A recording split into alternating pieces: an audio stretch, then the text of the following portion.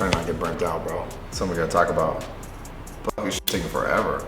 That's what your girl says. I don't even get it. Oh wait, well, I guess that kind of backfired on me, no? Yeah, what are you saying? Doesn't make any sense. Yeah, what are you saying? Okay, dude, I'm wrong. You're like really going down the hill. Your jokes are really going downhill, Yeah, dude. that's bad. I guess you could say I'm burnt out. Wow, two of a kind. Okay, let's talk. I want to talk about outside. It's just nicer outside. Oh, by the way, I gotta say, this is one of the most impressive things I've ever seen humans do. Building a high-rise. These guys literally like hang on the edges of here and like bang this shit all day. In my mind, I'm like, yo, the thought that these guys are the reason why this shit is being built, and they're just like clockwork. But anyways, let me talk to you guys about something. This video is about the man on a mission. You, right now you're like, yo, I wanna get shredded, I wanna get lean. Or even if you're like, yo, I wanna fucking get jacked, I wanna get bigger, I wanna maintain muscle mass, I wanna be stronger. This is relevant to any of your goals, but specifically I'm speaking from the perspective of like dieting and getting leaner. And I'm trying to teach you guys how not to get burnt out. The most important things, and there's a few of them when it comes to not getting burnt out on a diet, is giving yourself variation. And I don't mean like variation of exercises. I mean like, you know, some days, and a lot of coaches will call this like active rest. Some days you're like, man, I'm just fucking, I'm burned. Like I just feel like I'm not gonna get a pump. Mentally, I feel like I'm not there. If you don't have like a strict structure in your training program, number one, which could be complicated and could complicate this for you, then you won't have like built-in rest days properly. Like maybe you're just a gym bro who like, I just train every day and I just kind of, you know, instinctively train. And I've done that for years. But if you don't work in some days that are like active rest days or completely rest days, like no training, nothing, not even going for like, I mean, a walk's fine, but like, you know, being like, okay, this is the problem. People start to like, oh, you start to get that like, I'm losing the weight. And you get kind of like a little bit psychotic. And I'm personally like, I'm attesting to this myself, where I'm like, damn, I just want to keep going. Then like you start cutting more and more calories. You start going a little bit harder and harder. And then it's like you get to this point where gear, no gear, supplements, no sub, like you kind of hit a wall. You need to be able to give yourself work in rest time just as much as like you're prioritizing training, diet. Because you gotta understand, you can't just like keep going harder and harder on your training and less on your calories. No matter what you're doing, no matter what your circumstances are, supplements, you're gonna get to a point where it's like you're gonna hit a wall and then it's gonna start to fight back. So number one is building in like variation. And another way to talk about this would be like, give yourself days where like you, number one, just don't do shit physical. Maybe do something else active, like go for a walk, something simple. But you need to build in that time and that space and allow yourself to kind of like move with it. And another thing, not just in relationship to training, but in relationship to your diet. So a lot of people talk about cheat days, right? Cheat days, I will tell you this, like listen, if you just started a diet and you're like really trying to lose a lot of weight, maybe cheat days are not the things you need right away, but you do at some point need to work it into your diet. And this is the thing, it gets a little complicated. If you're like super hard gainer and but you're still trying to diet because you want to get a shape, cheat days may be more important sooner in the diet. But without getting too complicated, I just want you guys to understand this. Like the two most important things when it comes to cheat days are, number one, timing them accordingly to like your workout. So you're not just like, I'm cheating on Friday, and then next thing you know, it's like Saturday, Sunday, Monday, Tuesday, you're cheating again, and then Tuesday, Thursday, Friday, you're cheating again. And it's like, try to have some sort of structure with the cheating. If you're like, okay, I'm gonna cheat every Friday or every other Friday, let it only be that. Don't let it bleed into Saturday. Don't let it bleed into Sunday. You have to create structure, and that's one of the most important things when it comes to like really getting progress and seeing progress and maintaining progress, is you being able to hold yourself accountable to like the times you're like, okay, I'm going full throttle, or like I'm telling you in relationship to the food, the eating, or even the dieting, the training, where you're like, okay, I'm going full throttle, and today I'm like, I'm just chilling. You know, I'm gonna have a cheat day here, or just a cheat meal, right? Depending on where you're at. But you gotta be able to take inventory with like how your progress is going, how your training is going, and be honest with yourself, number one. But my biggest issues, personally speaking,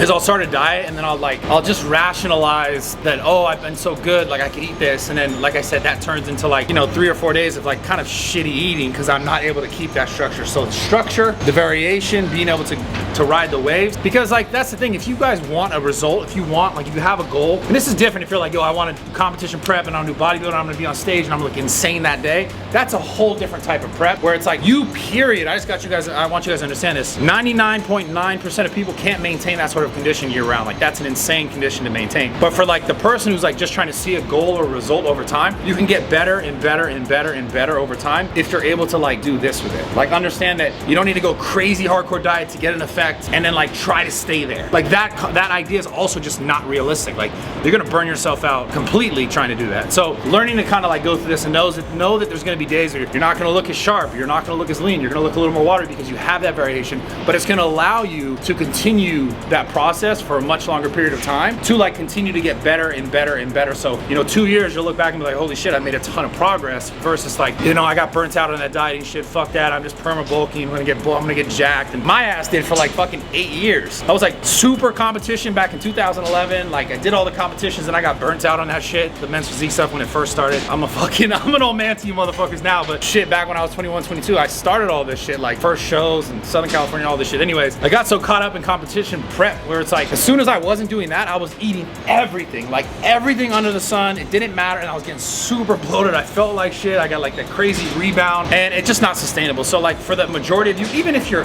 in like sort of, I want to do bodybuilding, I want to do competition stuff, you should be able to give yourself that wave until you're like, okay, now I'm gonna do a show, and then it's very serious for 6 to 12 weeks, depending on however long you need to prep, right? But it's just about holding yourself accountable, keeping the structure, being able to understand that, like, you know, every day is not gonna be your leanest, every day you're not gonna be your driest. Like that sort of level of like getting leaner and drier every day, that's like a specific window, mostly in most situations, for fucking like competition type prep. So anyways, I love you guys. I don't want you guys to get burnt on your diet. I've been personally dieting. I've been following Get Shredded 3.0. If you guys want it, click first link in the bio. I should do a little bit more of the series. Like I'll do a little bit more teaching you guys about it, going through the program. One more thing, I'm still gonna give away that 10K. I just need, and I talked about this on a Life of Bradley Martyn video. The goal was 350,000 subscribers. We're at like 280 on Raw Talks, the podcast channel. And how you entered to win was basically go to the last podcast at the time, which was the Selena one, and drop your Instagram and just subscribe. On the Life of Bradley Martyn channel, I'm gonna give away 5K. Even though we didn't hit it, I'm just gonna give away 5K because I think, like, I don't know, we got like 25 extra thousand subscribers. So thank you guys, shout out you guys, I appreciate it.